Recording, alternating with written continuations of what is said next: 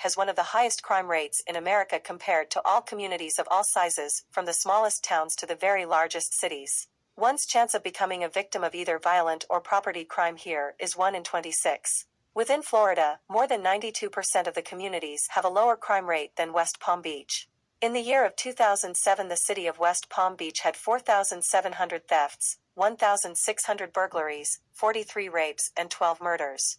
But specifically the Dunbar Village housing projects located in West Palm Beach. Built in 1940, the apartment buildings in the community are set up in an Army barracks-style configuration.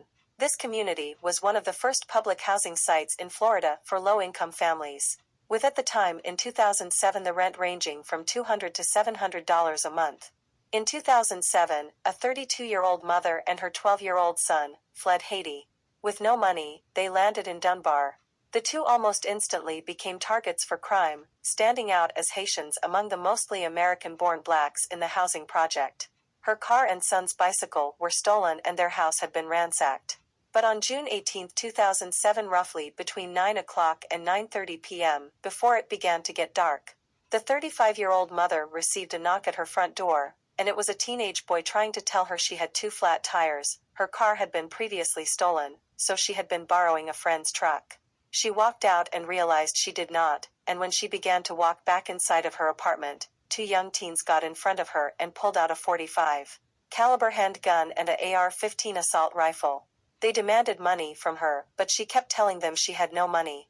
They rushed her to inside of her house that took her upstairs to a separate room from her 12-year-old son. They demanded money again, but she kept pleading with them that she did not have any. They demanded her to take her clothes off and then began to rape her.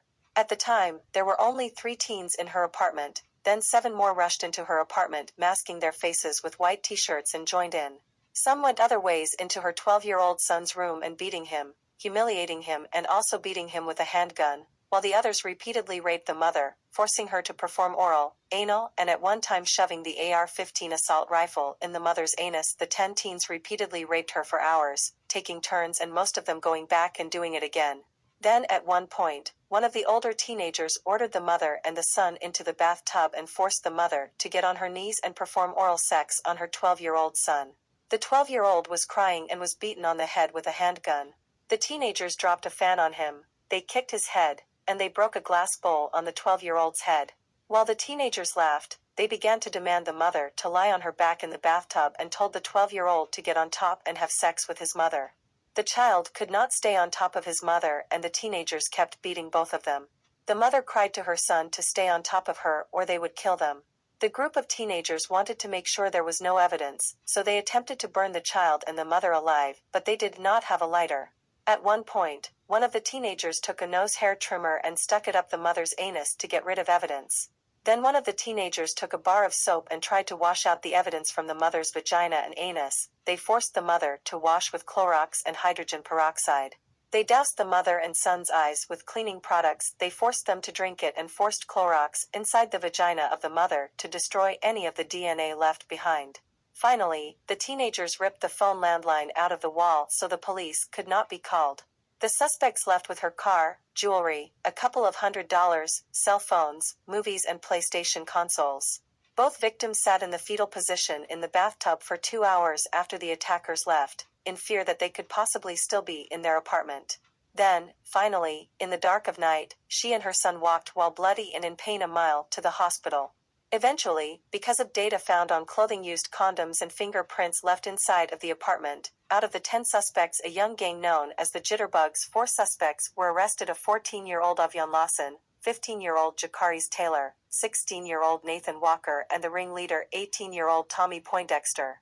Because of the severity of the crime, all teenagers were charged as adults and hit with a 14-count indictment, including sexual battery, burglary, kidnapping, grand theft, and promoting sexual performance of a child. They also faced at least 11 life terms. The youngest suspect, 14-year-old Avion Lawson's DNA, was found in a condom and his fingerprints were on a wall at the crime scene. He admitted involvement and pleaded guilty to the charges and offered to testify against the 3 other suspects that pleaded not guilty. In the blame game that erupted after their arrests, Taylor claimed Poindexter, the oldest of the youths, was the ringleader. He claimed that Poindexter instructed the others to throw the woman and her son in a bathtub, hold them at gunpoint, doused them with household chemicals, raped the woman, and forced the mother and son to have sex. Poindexter, in return, blamed Taylor. Before a not guilty plea, Taylor struck a deal with the state to plead guilty and cooperate in exchange for a 20-year sentence, but it fell apart when he refused to answer questions during depositions by the co-defendants' attorneys. Lawson's mother testified that her son grew up fatherless, and he also witnessed a traumatic event when his older sister fatally stabbed her boyfriend. All defendants made limited admissions to the attack, but also tried to deflect blame and point the finger against each other. Lawson claimed he raped the woman once, then left soon after. Poindexter's attorney said her client raped the woman, but didn't participate in any other crimes.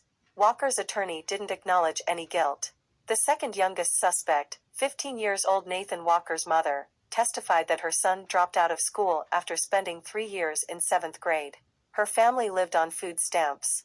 His mother also said that she herself was raped twice, at ages 7 and 12. She said that just days before the Dunbar attack, someone tried to rape her again, and her son Nathan came to her crying and said he wouldn't ever do that to anyone. Avion Lawson testified that the third defendant, 16 years old Jakaris Taylor, was the one that put the .45 caliber pistol to the 12-year-old boy's head and forced him to have sex with his mother. Lawson also stated that the fourth defendant, the oldest Tommy Poindexter, was the leader and orchestrator of the attack, telling the courtroom how the Poindexter was laughing, and how he was the one with the AR-15 assault rifle and who sodomized the mother by putting the assault rifle up her anus. He also told the courtroom that Tommy Poindexter threatened to kill him if he participated in raping the female victim and beating up her son. Then, he says Tommy turned to him and literally put the gun to his head. And then he said, "You better this hoe." So as he doing this and having the gun to me, that's when I did what he said. So you raped her too? Yes, sir. What would you say to those people who just don't believe that under pressure and with tears in your eyes, you raped a woman? Everybody's not the same.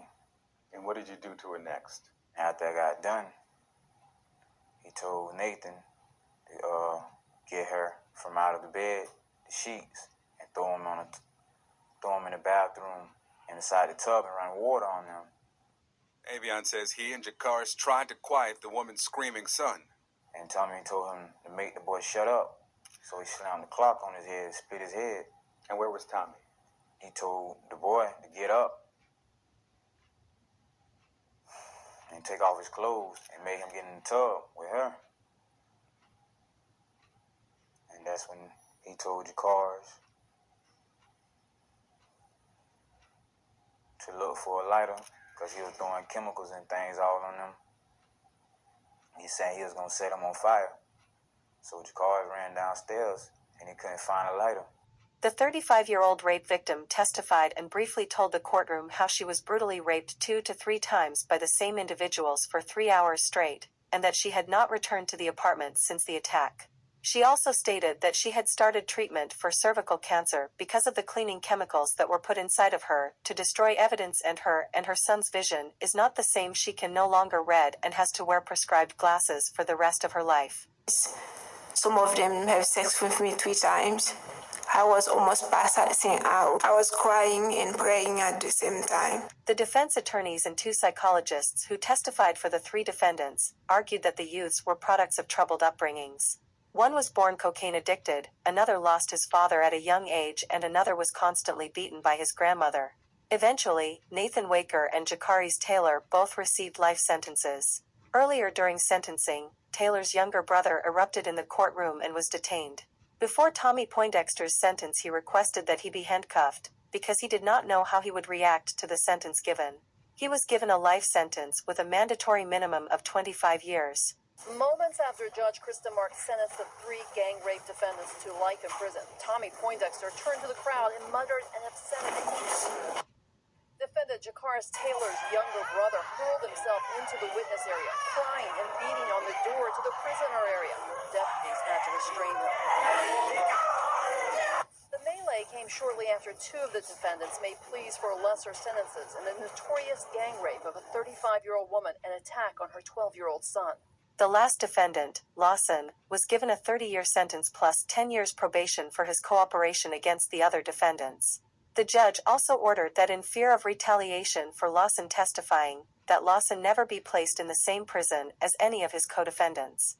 In 2010, the Florida Supreme Court ruled that juveniles cannot be sentenced to life for any crime less than murder. A year later, Nathan Walker was resentenced to 60 years and 10 years probation. And in 2019, Jakaris Taylor was resentenced to 65 years. Life sentence, I think one tells and gets like 75 years. And I'm in prison with one of them who got the life sentence. And Palm Beach County, especially Dunbar Village, T-Ave, a few other, like a lot of spots, Riviera, they stick together hard. And they're respected in prison, and they did not respect this. And they would beat the living shit out this dude, slice him, stab him, poison his food. I mean, he had it bad in prison. But a law was passed in Florida where if you're under the age of 18, when you commit your crime, they say your frontal brain isn't fully developed and you can't be sentenced to life.